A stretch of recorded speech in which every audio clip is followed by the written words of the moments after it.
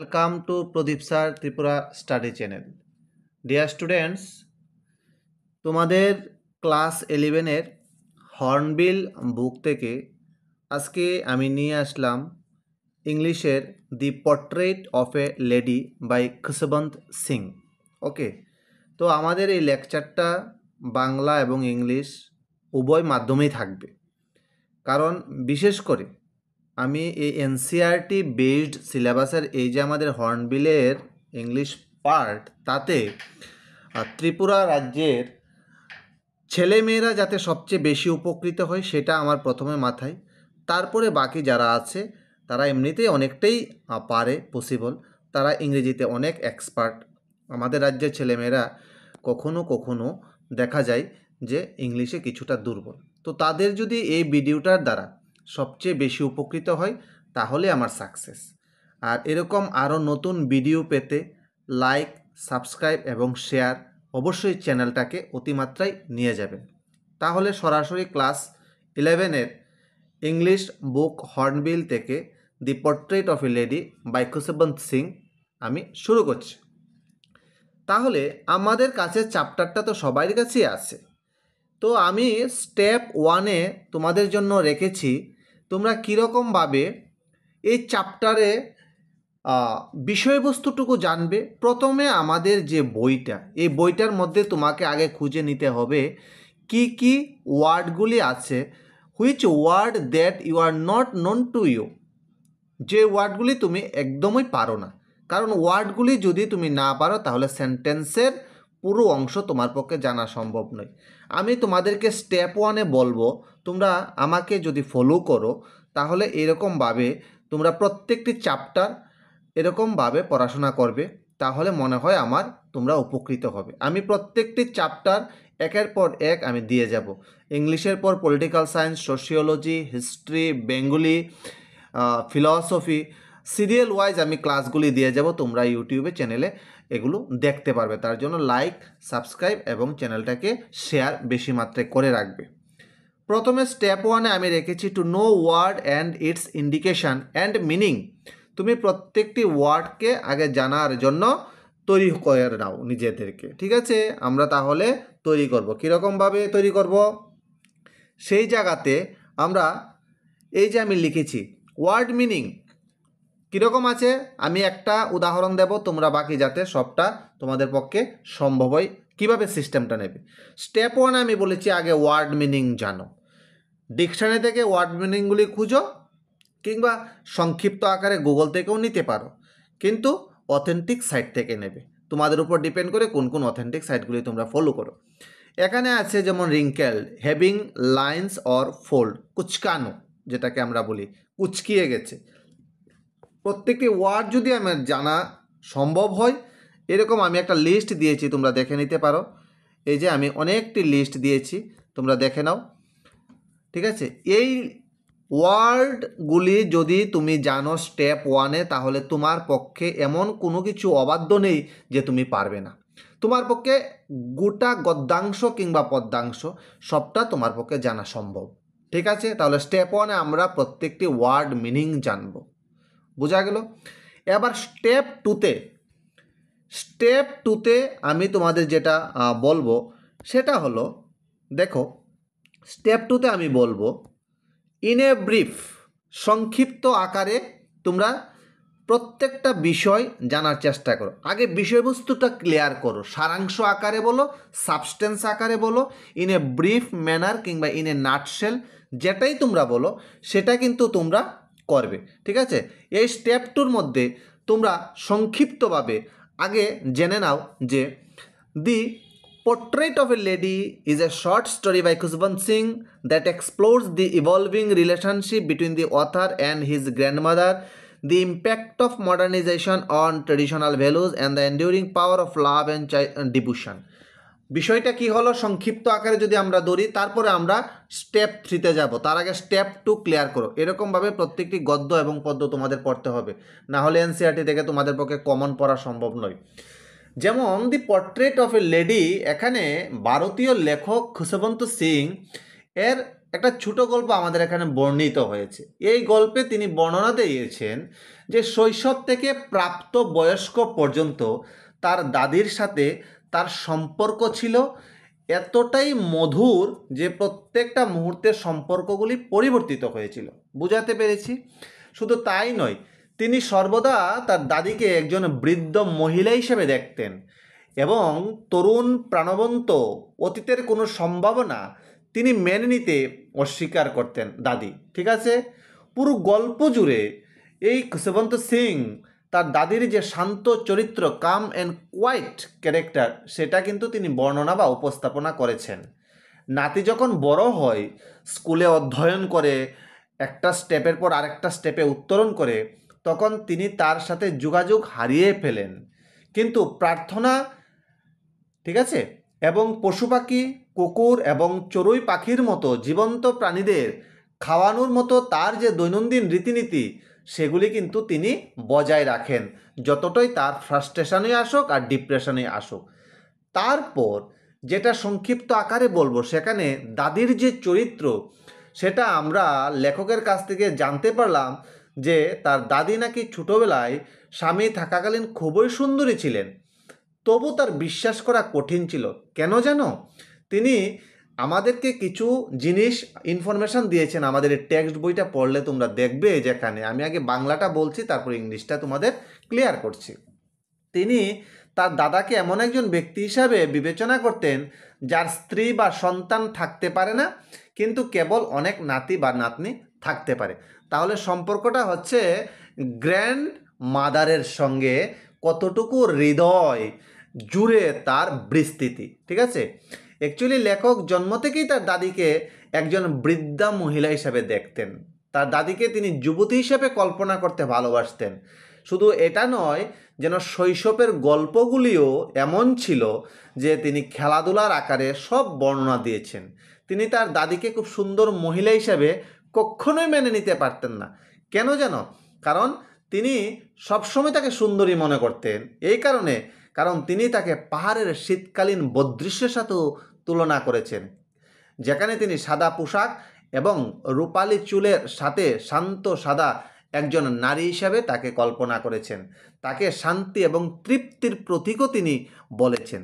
তাহলে আমরা স্টেপ 2তে যেটা দেখলাম, সেখানে আমি 3টা স্টেপের মধ্যে তোমাদের সংক্ষিপ্ত আলোচনাটা টানার চেষ্টা করছি। সেখানে আমি প্রথমে বলেছি রিলেশনশিপ ইভলিউশন, যে কথাগুলি আমি বাংলায় বলেছি, কারণ অনেকেই ত্রিপুরা রাজ্যের অনেক স্টুডেন্টই বাংলাটা যদি বুঝে, কারণ দেখবে তোমাদের কোনো সাইডেই বাংলা বই বা এরকম কোনো কিছু বৃত্তান্ত আমার কাছে জানা নেই। তার জন্য আমার মনে হলো যদি বাংলা করে একটু তোমাদের বুঝাই, তাহলে তোমরা বুঝবে। তারপরও তোমরা কমেন্টে জানাবে তোমাদের আরও কীরকম করলে এটা ভালো হবে, কারণ আমাদের অনলাইন প্ল্যাটফর্মে সবারই একটা স্যাটিসফ্যাকশান থাকে, যে স্যাটিসফ্যাকশানের মধ্যে স্টুডেন্টের মোটিভেশান যাতে একটা টিচারকে ইনফ্লুয়েন্স করে। সো স্টুডেন্টরা তখনই মোটিভেশন পাবে যদি টিচার তার লেকচারটা খুব ভালো হয়। ঠিক আছে? আমি প্রথমে বলেছি যে খুশবন্ত সিং তার দাদির সঙ্গে যে গুড রিলেশনশিপ, এটা একটা ইভলিউশন হয়েছে, এটাকে আমি নাম্বার 1-এ রেখেছি। ঠিক আছে?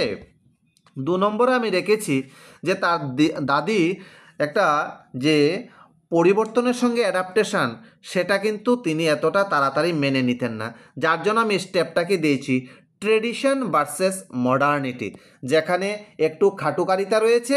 ঠিক আছে? এই ট্রেডিশন ভার্সেস মডার্নিটির মধ্যে 3 নম্বরে আমি এনেছি সিম্বলিজম। কেন এনেছি জানো?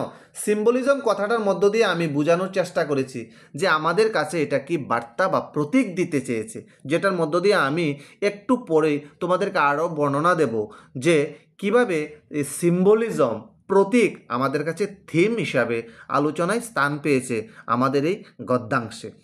যেমন সিম্বলিজমের মধ্যে যেটা grand mother's character is portrait as a symbol of serenity, kindness and রেজাইলেন্স।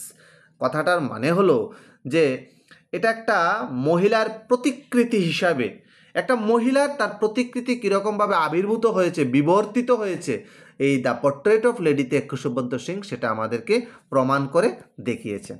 তারপরে আমি সরাসরি চলে যাব তার যে অ্যাপিয়ারেন্সগুলি ছিল, কীরকম ধর্মীয় অনুষ্ঠানের প্রতি তিনি বিশ্বাস করতেন, চড়ুই পাখি আমাদের এখানে কীরকমভাবে সিম্বলাইজ করেছে, যেটা আমাদের পিওর আনস্পোকেন, মানে আমরা এটা বলতে পারবো না কতটুকু সত্য, ঠিক আছে, এতটাই সত্য যে connection she shared with all living creatures. ঠিক আছে, লাস্টে যেটা গ্র্যান্ড মাদার্স ফাইনাল মোমেন্টে আমরা বলার চেষ্টা করেছি যে this stories emotional climax is the grand mother's, okay, grand mother's peaceful acceptance of her end. She stops praying signs to neighborhood women and then lies peacefully in bed. Her prayers and rosary bears in only companions in her final hours. ঠিক আছে, আমি step 3তে তোমাদেরকে যেটা বোঝানোর চেষ্টা করব সেটা হলো এই স্টোরিটা পড়ে আমরা কোন কোন জিনিসগুলো, ঠিক আছে, কোন কোন জিনিসগুলো আমরা এখান থেকে পেলাম, যেটাকে আমরা বলবো আউটকামস অ্যান্ড এক্সপ্রেশন। ঠিক আছে, কি বলবো আমরা 3 নাম্বার স্টেপকে, যে আমরা সব কিছু জানলাম পড়লাম, তাহলে এখান থেকে আমরা কি এক্সপ্রেশন পেলাম? আমাদের এক্সপ্রেশনটা হলো দি স্টোরি, ঠিক আছে, দেখে নাও, প্রথমে লেখা আছে the story delves into several key themes including কী কী আছে, the bond between grand parent and grand children, ঠিক না? তারপরে the impact of modernisation and education on tradition, শিক্ষা ব্যবস্থার উপর আমাদের যে আধুনিকীকরণ শিক্ষা ব্যবস্থা, সেখানে ট্রেডিশনের জায়গাটা কীরকম ছিল। তারপরে আমরা দেখেছি the inevitability of change and the passage of time, সময় অতিবাহিত হওয়ার সঙ্গে সঙ্গে অপরিহার্যতা, একটা বিষয়বস্তু চেঞ্জ হওয়া, সমাজে একটা চেঞ্জ বদল হওয়া, এটার অপরিহার্যতা এখানে কীরকম। লাস্ট আমরা দেখেছি the strength and dignity in gracefully accepting life চেঞ্জের, জীবনে পরিবর্তনের দিকটা একটা সময়ে সবাইকে মেনে নিতে হয়, যেটা স্ট্রেংথ অ্যান্ড ডিগনিটি হিসাবে। ঠিক আছে, ভিডিওটা একটু বড় হবে কারণ যেহেতু এক্সপ্লেনেশন আমাদের বেশি হচ্ছে, সো সেখানে আমাদের একটু বড় হবে। যদি কেউ স্টেপ 1, স্টেপ 2 এবং স্টেপ 3 ভালো করে পড়ো, তাহলে নিচের যে ডিসকাশন অ্যান্ড এক্সপ্লেনেশান, আমার মনে হয় সে এক ঝলক অ্যাট এ গ্ল্যান্স, সে যদি অ্যাট এ গ্ল্যান্স এই জায়গাটা সে যদি অ্যাট এ গ্ল্যান্স একটু তোমরা দেখো, তাহলে আমার মনে হয় তোমাদের এই ডিসকাশন অ্যান্ড এক্সপ্লেনেশান একদম ইজি হয়ে যাবে। ঠিক আছে, তাহলে তোমরা দেখে নাও আমি এক্সপ্লেনেশান কিংবা ডিসকাশনটা তোমাদের সঙ্গে কীরকম রেখেছি। আমি ফার্স্টের প্যারাটা পড়বো, লাস্টের প্যারাটা পড়বো, এই কারণে ভিডিওটা খুব দীর্ঘায়িত হচ্ছে, it is being long. The other talks about his grandmother, he had known her for the past 20 years and she had always been too old and wrinkled. It was told that she was once again and pretty and that had a husband. আমি already এগুলি বলেছি, husband ছিল না, তারপরে কীরকমভাবে তার অবস্থা, হ্যাঁ, গতি প্রকৃতি, আমি সবগুলি বলার চেষ্টা করেছি। His grandfather's portrait hung on the wall in which he wore loose fitted clothes, ঢিলাঢালা ড্রেসগুলি পরতেন। ঠিক আছে, তো ঢিলাঢালা ড্রেসের কথাটা কিন্তু আমি বলিনি, এখানে লেখা আছে, তোমরা এগুলো একটু দেখে নেবে, ভিডিও অনেক বড় হয়ে যায়। A turban and had a long white colour beard that reaches his chest. ঠিক আছে, আমরা তারপরে একটু দেখানোর চেষ্টা করব প্রত্যেকটা প্যারাগ্রাফ, তোমরা এরকমভাবে আমি আমার মতো করে চেষ্টা করেছি, তোমরা একটু দেখে নেবে। ঠিক আছে, পেজ নাম্বার 6-এ আমরা চলে গেলাম। তারপরে আমাদের লাস্ট যে প্যারাটা, সেখানে আমি একটু তোমাদের দেখানোর চেষ্টা করব যে লাস্ট কি হয়েছে। দেখো, the family lifted her from the bed, led her on the ground and wrapped her with a red colored cloth. Thousands of sparrows sat silently near her. লাস্টের দিকের যে ঘটনাটা সেটা এরকম ছিল যে ওনার যখন মৃত্যুর দিন আসলো, ঠিক আছে, the sweeper remove the crumbs the next morning, the birds were so sensitive, তিনি যে পাখিগুলোকে খাবার দিতেন, পাখিগুলি এতটাই সেন্সিটিভ ছিল, খাবার তখন খুশবন্ত সিংয়ের মা দেওয়ার পরেও তিনি কিন্তু মানে যে পাখিগুলো ছিল এই পাখিগুলো কিন্তু আর খাবার নিচ্ছে না। কেন জানো? এই যে দি পোর্ট্রেট অফ লেডির ডেথ, এটা যেন একটা মর্নিং অফ দ্য ডেড ছিল, MOURNING, mourning of the death, that one who had fed them for so many days. পাখিগুলো কীভাবে আর খাবারটা নেবে, কারণ যে খাবার দিত, যাদের উদ্দেশ্যে খাবার দেওয়া হতো, সেই মহিলাই তো আজ আর নেই।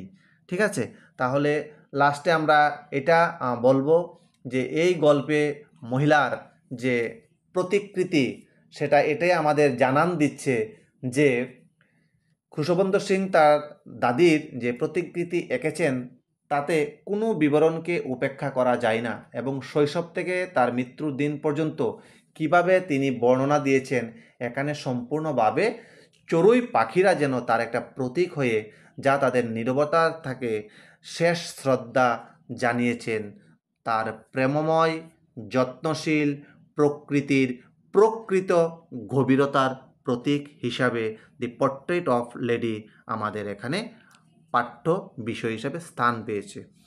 তো ভিডিওটা শেষ করার আগে সবাইকে বলবো, নিচে স্ক্রিনে নম্বর দেওয়া আছে 9862680044, অপর একটি নম্বর দেওয়া আছে 7005720083।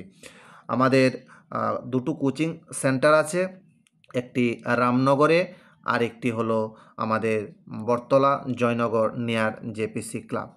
তো তোমাদের এই ভিডিওটা যদি ভালো লাগে, আরও এমন নতুন নতুন ক্লাস ইউটিউবে চ্যানেলে পেতে তোমরা চ্যানেলটাকে প্রদীপ স্যার ত্রিপুরা স্টাডি ইউটিউব চ্যানেলটাকে সাবস্ক্রাইব করে রাখবে, এবং তোমরা অবশ্যই কমেন্ট করবে।